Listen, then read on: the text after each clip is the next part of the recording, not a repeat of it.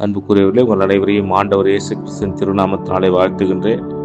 இன்றைய நாளிலே நாம் சிந்திக்கின்ற திருமறை வசனம் ரோமர் 12ஆம் அதிகாரம் 10ஆம் வசனம். உடன்பிறப்புகள் போன்று ஒருவருக்கொருவர் உள்ளங்கனிந்த அன்பு காட்டுங்கள், பிறர் உங்களை விட மதிப்புக்குரியவர்கள் என எண்ணுங்கள். அன்புக்குரியவர்களே, பெரும்பாலும் பிறரை நாம் மதிக்கின்ற போது நம்முடைய எண்ணங்கள் நாம் உயர்ந்தவர்கள் என்கின்ற எண்ணத்தை நம் மனதிலே வைத்திருக்கிறோம்.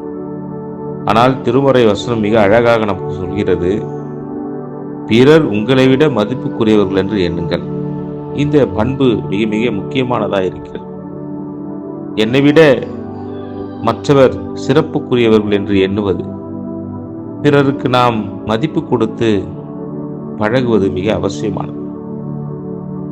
சில பகுதிகளில் எல்லோரையும் அண்ணன் என்று அழைப்பார்கள். அண்ணன் சாப்பிடுங்க, அண்ணன் வாங்க போங்க என்று அழைக்கின்ற பகுதி சில மாவட்டங்களில் இருப்பதை நாம் பார்க்கிறோம். அது ஒரு நல்ல பண்பு.